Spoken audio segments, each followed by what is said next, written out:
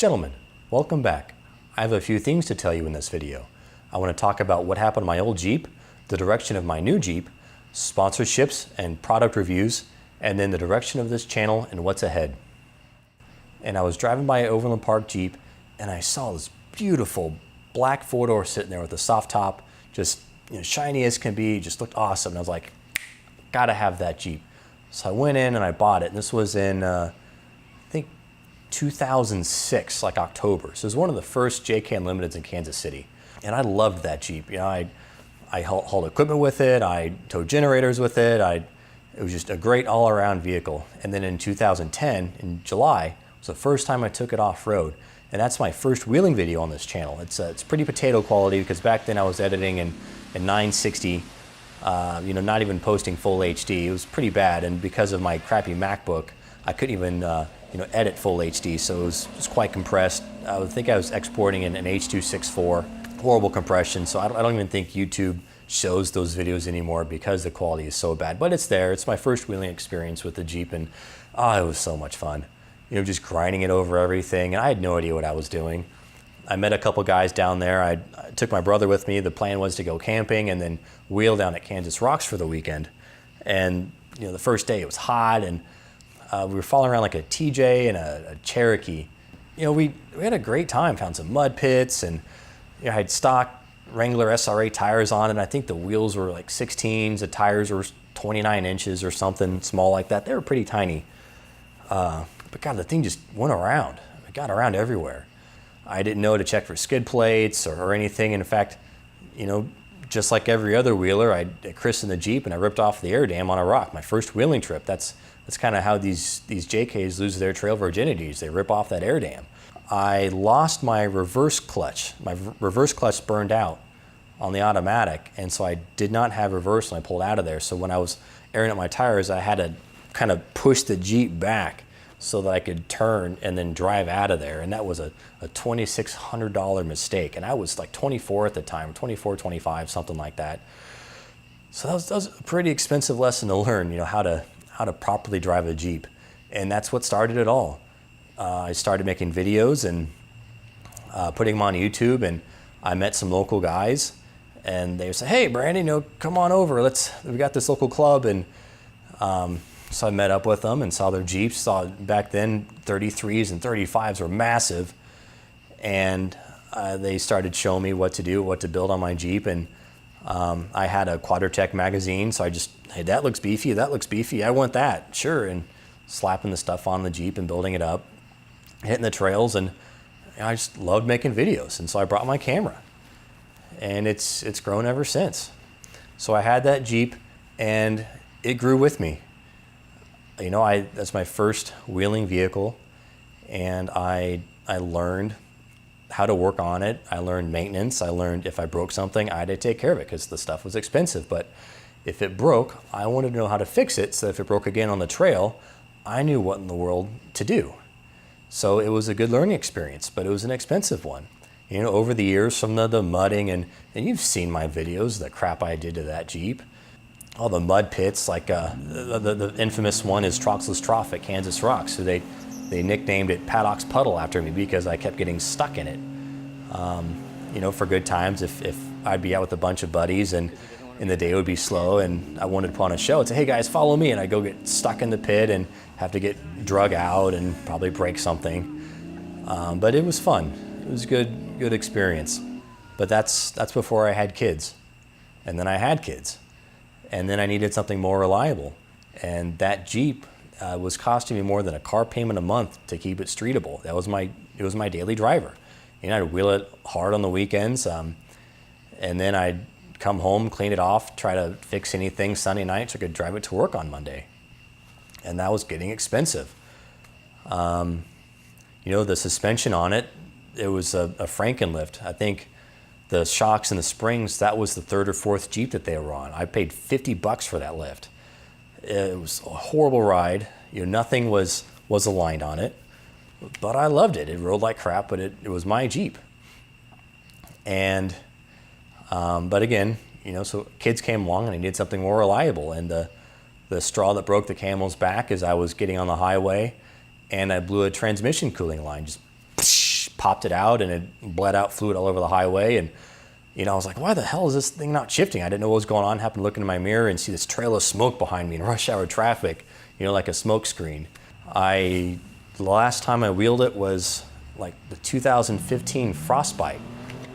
I wheeled it and had a great time. I killed the battery winching up because I think that was a year. It was a ton of snow and ice, and we were winching guys up a hill, and it took like 200 feet of line to pull these people up, and killed the battery, and the Jeep was just starting to make a lot of noises. And I happened to get onto Lathe Dodge Jeep's website and saw this 2013 Rubicon sitting there for a heck of a deal. And I called my wife, said, hey, I'm going to the dealership. I'll be home later this evening. So I took my 07. It was still covered in mud from Frostbite. Doors were smashed in. They were covered in mud. The interior was a disaster. And I made a trade. I wanted a Rubicon. I wanted something that was more trail capable. Even though my old one had a true track in the front and those 35-inch dirt tracks, it was just taking too much wheel speed to get over things. And I was snapping axle shafts because the wheels would catch and break the U-joints. And back then I was getting those cheap O'Reilly serviceable U-joints, and since they're hollow on the inside, for the grease to go through, they'd explode because they're weaker and a weaker metal. I didn't know to stick with Spicers, OEM quality. But anyway, so I was tired of breaking stuff on it, and I wanted the new engine. So I found this Jeep and I bought it, and I've loved it ever since. The thing just wants to go. I love having it on the smaller tires. It just feels perfect. I got in it, and it's like the Jeep just wanted to go on an adventure, and I was like, this is great. I don't feel like I'm getting into a rust bucket. Because the old one, I left it topless for months and months and months. You saw my Truck Armor seat cover review with all the rain, and even though I lined it, the tub was starting to rust out, the radio was starting to not work, trouble with the clock spring. I was just ready for an upgrade. So I got the 13, and I tried to keep it nice. In fact, I promised everybody, my wife, my friends, I said, hey, I'm not going to wheel this thing. I'm going to get a crawler, a dedicated crawler. A buddy of mine had an old Ranger that he built up. It was like purple, or no, it was green with a purple cage. You've seen videos on my channel. Well, I was going to buy that thing, and that was going to be my crawler. It could go anywhere. But with the family, and I just said, you know what? It's not in the cards right now to have a crawler. Because you got to store it, the trailer, a tow vehicle. I can't swing all that. So I was like, okay, I'll build this Jeep back up into a crawler, but I'm going to do it right this time. I'll get the right lift and the right armor and the right tires, and I'll just do it all right. But then looking at the cost again, it's expensive to build up these Jeeps to do it right. Yes, you can buy a cheap lift and throw it on there, but you're not paying for it with a crappy ride, or you break something, the components don't last. And so as I kept looking at the cost, I was like, I want to keep this just a mild build, something that I can have for a long time, because my kids are young and I can't sink the money into this Jeep like I wanted to. And then my wife, she told me, she said, Brandon, rock crawling, it's only fun for you. It's not fun for me. I just sit there. I sit in the passenger seat, and you drive and you go and you have a good time. And the driving was making her nervous. Not that I was a bad driver. It was making her unsettled. She'd get a little anxious, or she'd have anxiety attacks, or she just wouldn't have fun because it wouldn't be scenic. We'd be, drive and stop and drive and stop and get out and watch, and drive and stop and get out and watch, and then I'd get the camera and I'd shoot other people and we'd spot other people, and she wasn't having fun doing that. So as a compromise, I said, okay, how about instead of doing rock crawling and going to rock parks, let's start doing family camping trips. Let's go do car camping. So that was a good compromise, and my wife was on board with it. And over time, I did my build the way I wanted to, and I did it right. Now, Berserker Off-Road, I started as a way to document my wheeling adventures. I was having fun going out, with Jeeps and my buddies and having a good time, and also I happen to like making videos. In fact, that's my family's background. My great-grandfather, my grandfather, my dad, and myself, we all have a history of production. My great-grandfather, he was a camera operator for a lot of feature films in the 50s and 60s. My grandfather same thing. He traveled the world shooting documentaries. And then in the late 80s, early 90s, the family business switched to doing direct response commercials. You know, those late night spots, you know, buy now, we'll double your order kind of stuff. My family's business makes a lot of those commercials and did that for decades. My dad, he does it too. He grew up running camera and renting out equipment. So he has a rental house in Kansas City. It's quite successful. Rents out lights and studio equipment and generators. Ever since a kid, I was in production as well. I started out as an actor, a child actor in the commercials. And then as I got older, I started helping my dad on the shoots with the lighting or running camera. And then as I got older, I got into visual effects and animation and went to school for that. In fact, that's what my degree is in, is visual effects and compositing from Academy of Art and University in San Francisco with a minor in film. So I love making videos. And part of that is, can be seen in some of the reviews I do, where I don't do the reviews so much because I have to, but because I like doing the product demos. That's the direct response background that my family's business did for decades is, we take a product from the client and we do all these scenarios of where the product has to work. And we, oftentimes we'll have the prototype and we'll have to actually test the product and make sure it works like the manufacturer says it does. And we'll spend a whole day, with the full crew just sitting there trying to make like a mop or a lantern or a battery jump starter or whatever work as intended. But that's where I developed my knack for doing product reviews, because that's what direct response is. So now, when I put things on the Jeep, I often, if I have problems with it or if I think it's just fantastic, I'll do a review. If it's really great, I think a lot of people can benefit from it, I'll do a video about it. If I think the product just sucks, same thing. So that quality in my videos, it gets noticed, and that's resulted in quite a few sponsorships for myself and Berserker Off-Road. Recently I was sponsored by Tread Right Tires. They contacted me and said, hey, we'd like to send you a set of tires to test and then do a video of what you think. And I think I did a truthful and honest video review. There are pros and cons. I don't like in a lot of reviews how people, because they're given a free product, they just say, hey, this is a great thing, you need to buy it, and they don't even test it. I like testing things before reviewing it, because that's what a review is.